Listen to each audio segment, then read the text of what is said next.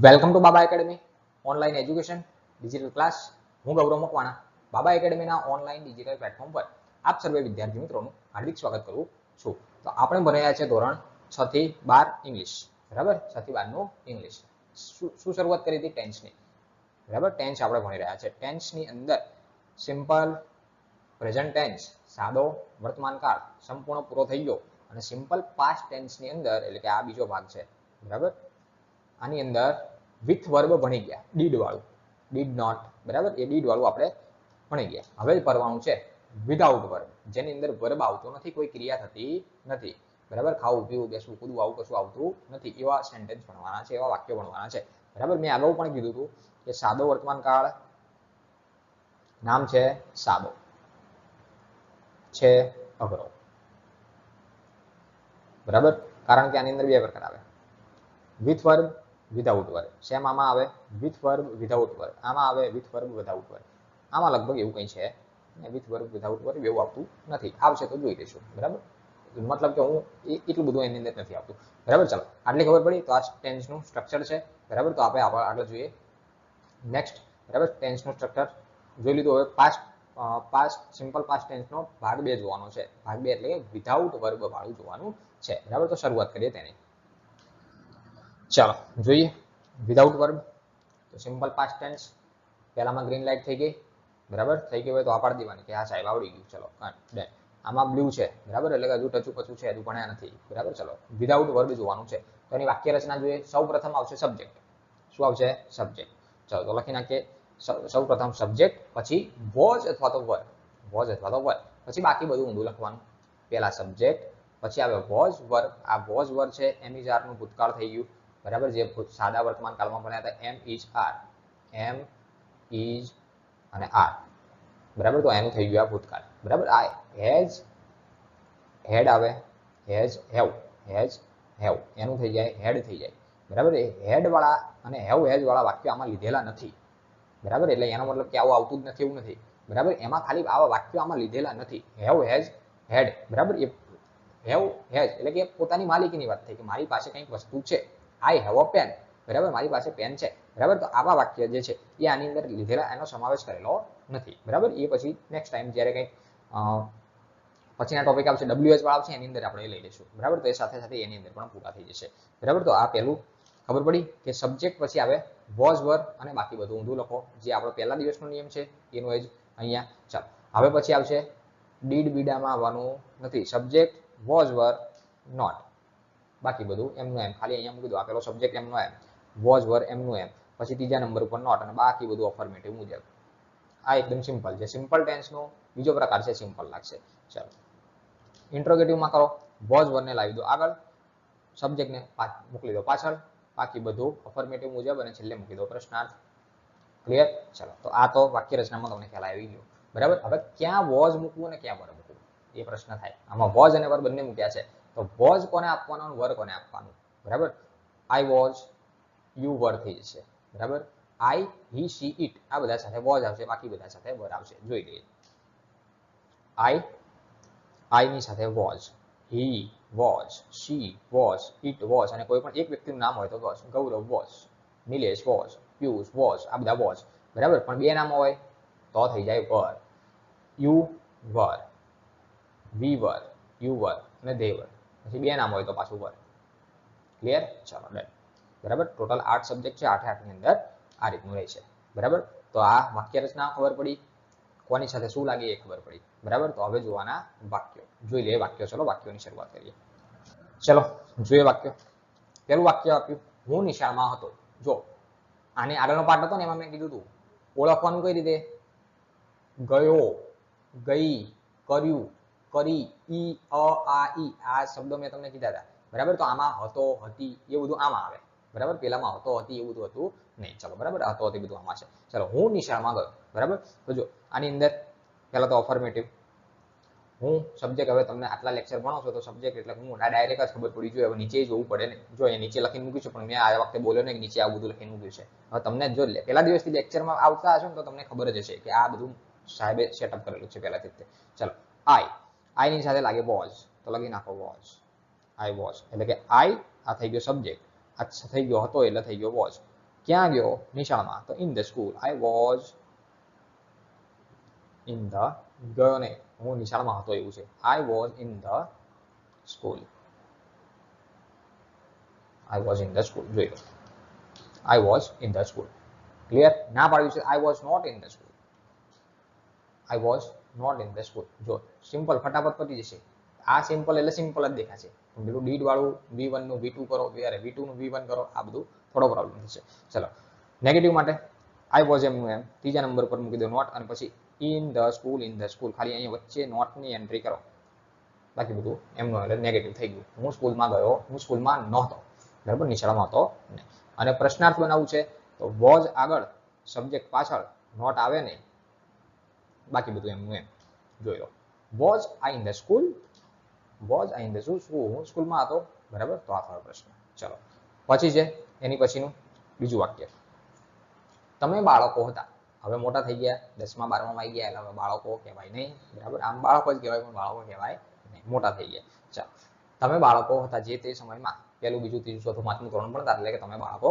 હતા તો અહીંયા શું કરશો તમે એટલે કે યુ તો લખશો યુ અફર્મેટિવમાં લખો યુ યુ પછી હતા તો યુ પછી વી ની સાથે શું યુ ની સાથે શું લાગશે યુ વર યુ ની સાથે લાગે વર જો ના ખબર પડે જોવો નીચે યુ વર એટલે મને ના કહેતા સાહેબ તમને ના ખબર પડી બરાબર યુ વર શું હતા બાળકો you were children children childrens નથી યાદ છે ને ચિલ્ડ્રન્સ નથી એવું બરાબર ચાઇલ્ડ્સ નથી એવું યાદ છે ને ચલો ઓકે ચલો લખી જો તો યુ વર ચિલ્ડ્રન તમે બાળકો હતા ના પાડવી છે તો ત્રીજા નંબર પર નોટ આ યુ વર પછી લખી નાખો not children you were not children you were not children ચલો પૂરું પછી વર આગળ યુ પાછળ તો વર યુ ચિલ્ડ્રન નોટ નીકળી જાય વર યુ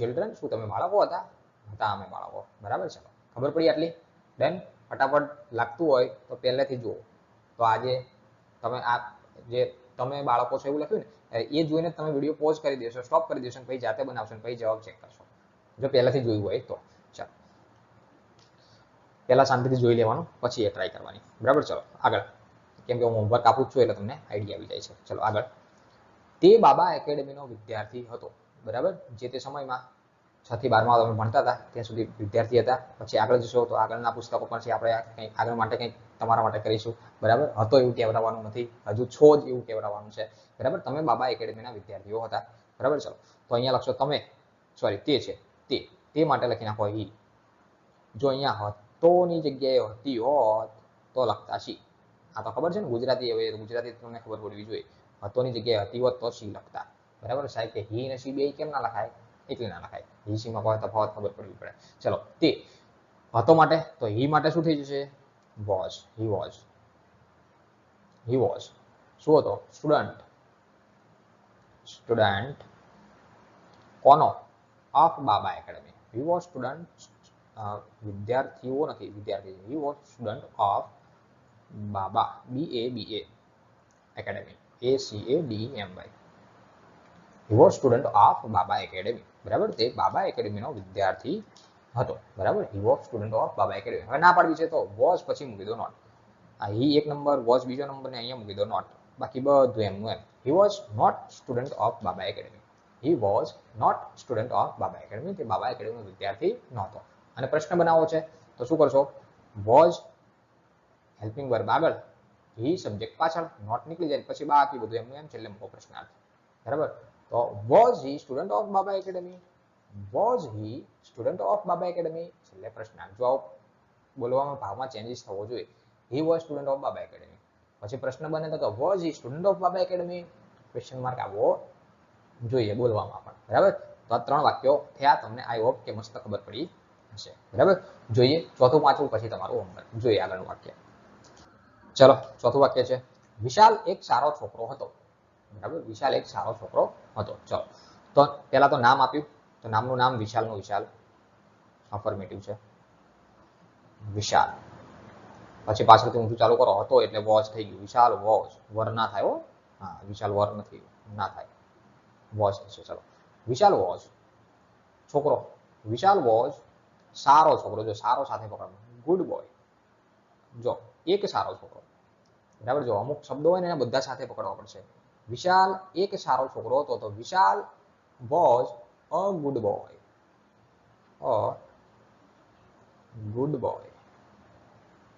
હવે એવું કહેતા નહીં સાહેબ તમે કે વિશાલ આવી ગયું એટલે કે આ પેલું થઈ ગયું, પછી હતો એટલે વોઝ, પછી છોકરો તો લખો બોય, BOY, પછી સારો તો લખો ગુડ, અને એક તો લખો વન. આ હડાહડ જુઠ્ઠું થશે, ખોટામાં ખોટું. બરાબર. એક સારો છોકરો આખું વાક્ય મૂકવાનું છે. બરાબર.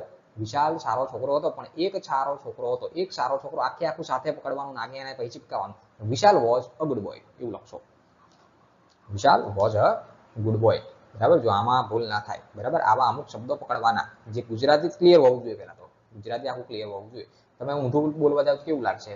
છોકરો, સારો, એક. બરાબર. એ થોડું વિચિત્ર લાગે, તો પછી લખવામાં વિચિત્ર થઈ જાય. બરાબર. અને કદાચ ઇંગ્લિશમાં તમે લખ્યું હોય તો સાંભળવામાં વિચિત્ર લાગશે. જો સમજાવું તમને. આ વિશાલ,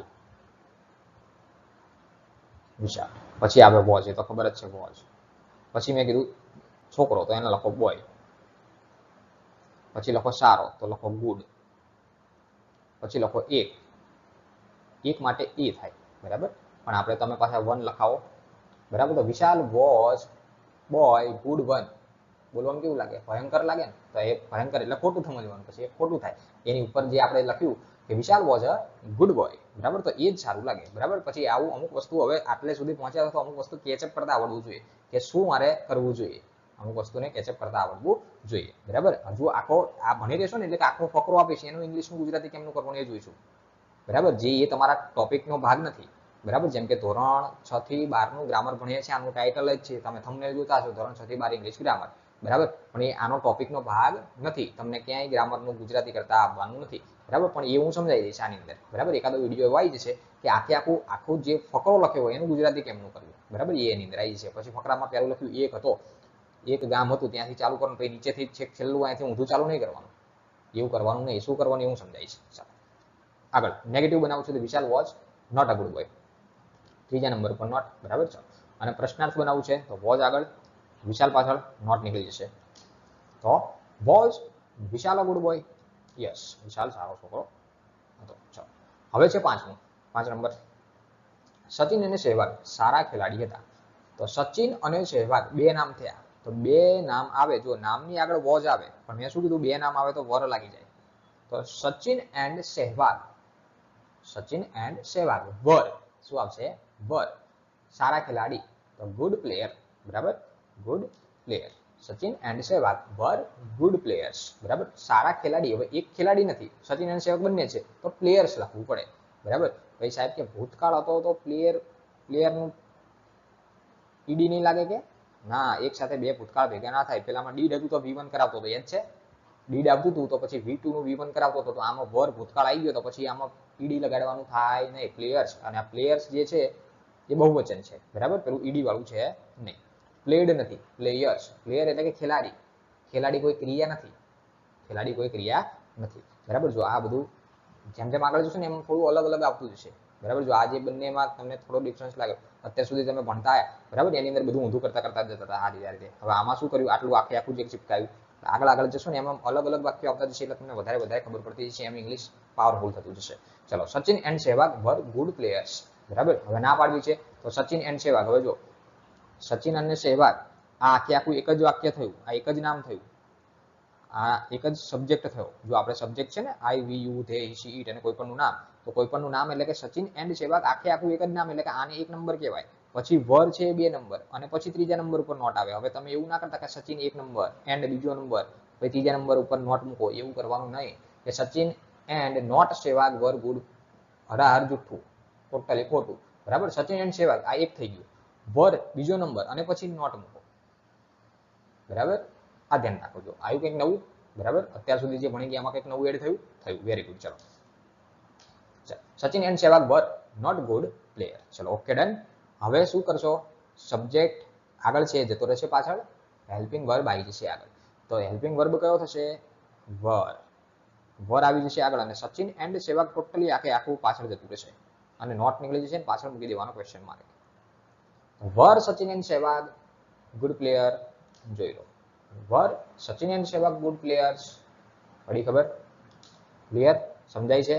ડન. ચલો, તો આ 5 વાક્યો આજે ભણ્યા, બરાબર. ચલો તો આ 5 વાક્યો પરથી તમારું હોમવર્ક જોઈ લઈએ, બરાબર. તો આ મારું કામ થઈ ગયું પૂરું, તમારું કામ થાય ચાલુ. તો જોઈએ હોમવર્ક.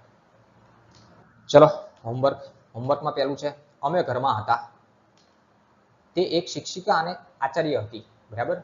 કોઈ શિક્ષક હોય, એ ખાલી શિક્ષક જ હોય એવું જરૂર નથી. કોઈ આચાર્ય હોય તો ખાલી ખુરશીમાં બેસી આચાર્ય, શિક્ષક અને આચાર્ય બંને હોઈ શકે, ભણાવી પણ શકે છે, બરાબર. તેઓ અમદાવાદના હતા, અમદાવાદમાં હતા નથી, અમદાવાદના હતા.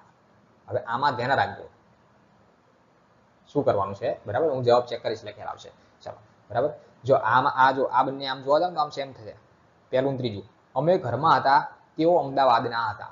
હવે પેલું માં હતા ઇન ધ અને પેલા ના હતા, ના માટે તમે શું વાપરો છો હું ચેક કરીશ, બરાબર. તમે જવાબ મને આપો, બરાબર. ચલો, તે એક રાજા હતો, બરાબર. અને પાંચમું, મિતેશ અને મિતાલી દિલ્હીમાં હતા.